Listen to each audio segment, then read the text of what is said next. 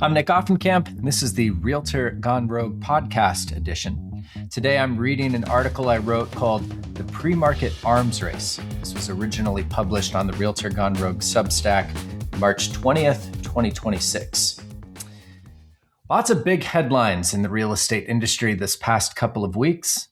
And in case you've been living under a rock, or more positively, live a well-adjusted life and don't follow every breaking story in organized real estate, here's a quick rundown of what you missed. Compass and Rocket/Redfin inked a 3-year partnership.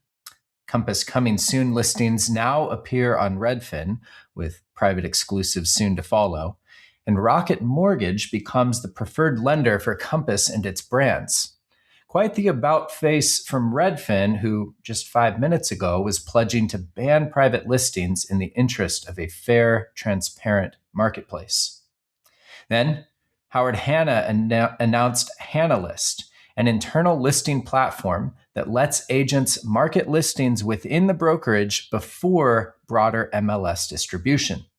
It resembles Compass's approach, but is positioned as MLS compliant, built in partnership with regional MLSs, not in defiance of them. Then Zillow unveiled Zillow Preview, allowing participating brokerages to display pre-market listings on Zillow and Trulia before they go active in the MLS. They launched this with Keller Williams, Remax, Home Services of America, Side, and United Real Estate. And Zillow is framing this as the pro-transparency alternative to private networks. It's still pre-market, but public.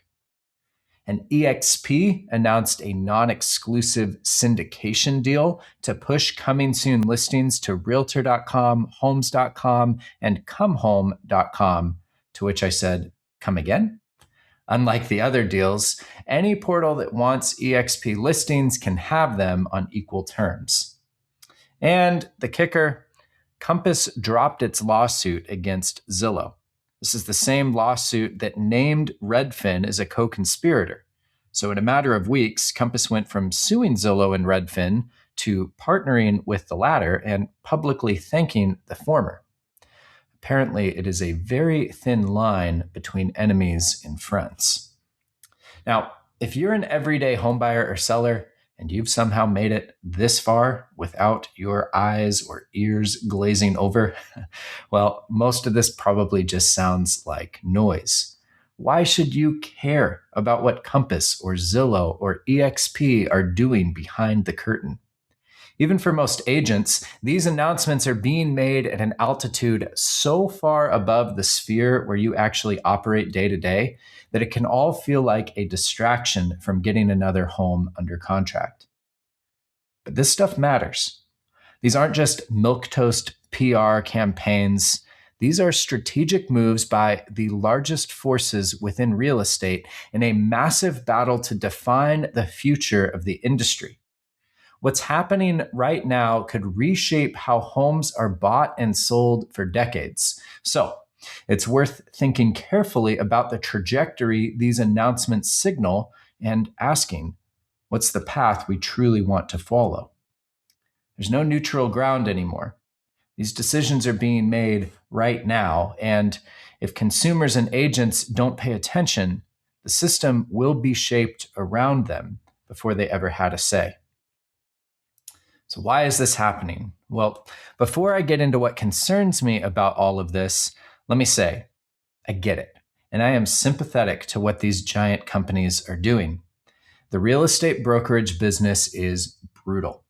There's a perception that there's a ton of money in real estate, but most brokerages, and especially the big ones, operate on razor-thin margins. Want proof? Well, look no further than the enormous debt that Compass had to take on to acquire Anywhere in its portfolio of brands. Now that debt needs to be serviced. Moreover, growth needs to be demonstrated to their investors, which means margin has to come from somewhere, or dare I say, anywhere. It's also no secret that Zillow's business model is built on agent referrals. Fewer listings flowing through their platform means fewer opportunities to monetize buyer leads. Every listing that lives exclusively on Redfin or inside a brokerage's private network is a listing that Zillow cannot make money on. So Zillow Preview isn't purely charity, it's actually business preservation. For Howard Hanna, Keller Williams, EXP, and the rest, well, pre-market listings serve as both a recruiting tool and a retention play. The pitch writes itself. Come join us, and your sellers get access to our proprietary network. Your buyers get a first look at listings, some of which no one else can see. It's a competitive advantage for agent attraction, and for the brokerages running private networks, it increases the odds that both sides of the transaction will stay in-house, which means that the company captures a bigger share of the total commissions. These companies need to generate returns, and that's not evil. That's just business. But understanding why someone makes a decision doesn't mean the decision is a good one. Just ask the scientists behind Jurassic Park. Resurrecting dinosaurs sounds awesome until you have a velociraptor screeching in your face. So the seller choice smokescreen. Every single one of these announcements was wrapped in the language of consumer benefit. Compass talks ad nauseum about seller choice. Zillow talks about transparency. Howard Hanna talks about flexibility, and EXP talks about consumer access. I'm not saying that these companies don't care about consumers. I believe, some more than others, that they do. But let's not play coy about what's driving these decisions. Buyers and sellers did not march on Washington demanding pre-market listing platforms. This is not a groundswell grassroots effort. This is a corporate strategy shrouded in consumer-centric language. And here's the tell. Every one of these initiatives routes listings through channels that the company controls, generating data, leads, or revenue that the company captures. Compass gets premium placement on Redfin with no referral fee, while Rocket embeds its mortgage products into the flow. Zillow Preview keeps eyeballs on Zillow and funnels leads through its preferred agent network. Hanna List keeps listings inside Howard Hanna's ecosystem before anyone else sees them. The differences between these approaches are smaller than the press releases suggest. Zillow calls Preview the pro-transparency alternative to private networks. But Preview listings are only visible if you're on Zillow. If you're not, you don't see them. That's the same dynamic as Compass Coming Soon's on Redfin, visible on one platform, invisible everywhere else. Zillow's building the same walled garden as everyone else. They're just inviting more people to put their plants in it. The one genuinely different model is EXP's. Non-exclusive, any portal can have the listings on equal terms, so credit where it's due. But even EXP's approach is a brokerage to portal pipeline that routes around the MLS. Collectively, all of these moves are pulling inventory out of the system designed to be the shared spot for brokerage cooperation and transparency. That's the trend that should concern you, whether you're a buyer or a seller or an agent. Now, here's the real stone in my shoe. We already have a shared platform where all listings live and everyone has equal access. It's called the MLS. The multiple listing service, for all its flaws, of which there are many, is one of the most remarkable cooperative systems in American commerce. Competing brokerages agree to pool their listing inventory so that every buyer has access to every home and every seller gets maximum exposure. Sure, the governance is clunky, and some of the rules are outdated. The technology can be absolutely maddening, but the core principle that an open, shared marketplace serves consumers better than a fragmented one is sound. Our MLS system is the envy of real estate markets around the world, most of which would kill for something like it. And we're here dismantling it.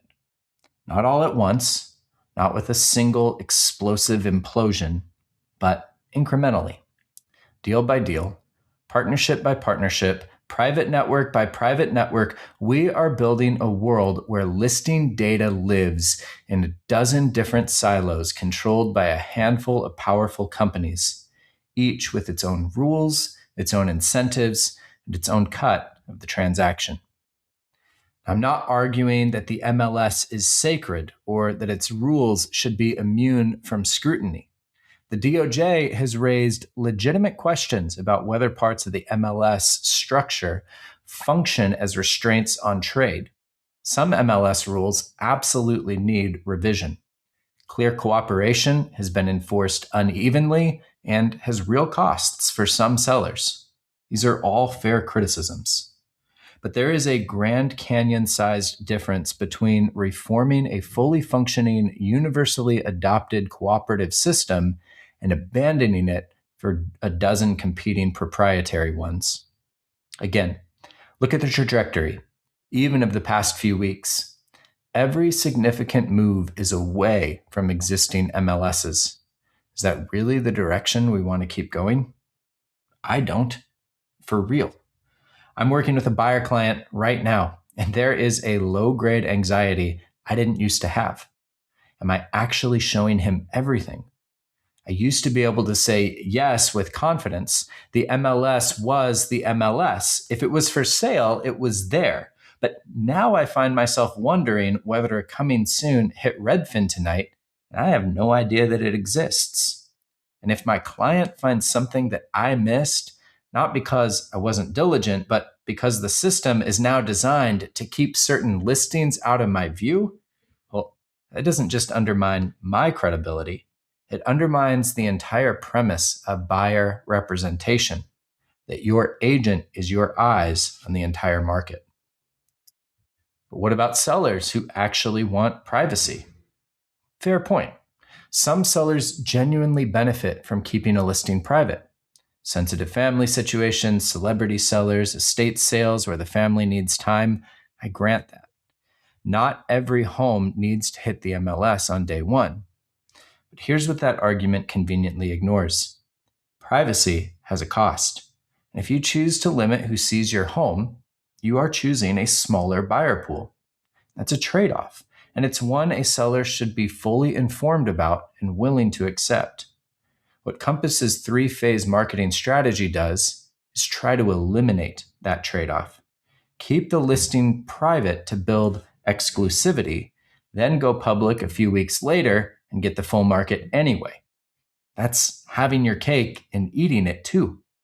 You don't get to claim the benefits of privacy and the benefits of full market exposure as though there is no tension between those things.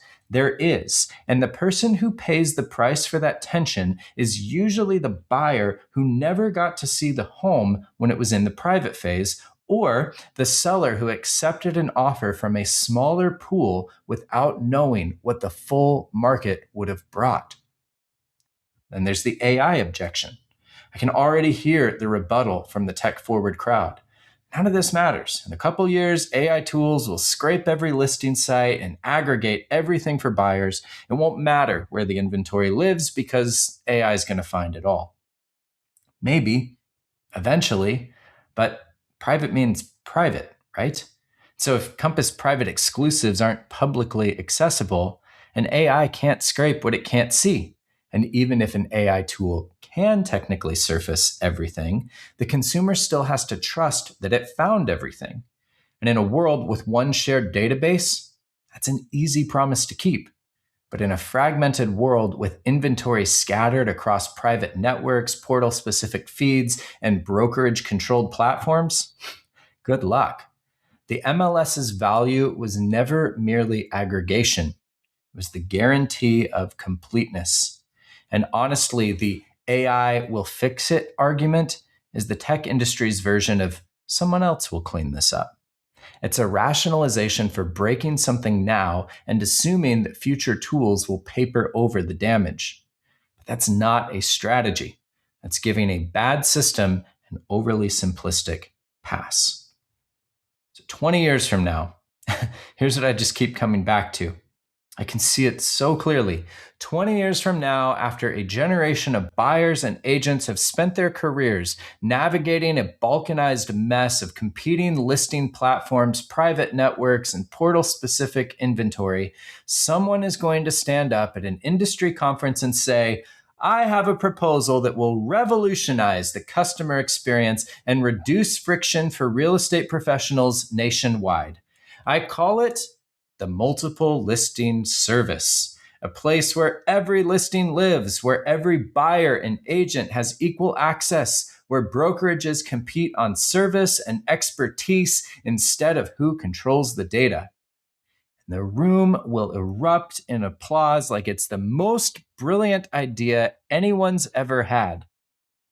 Well, y'all, we have that right now, today.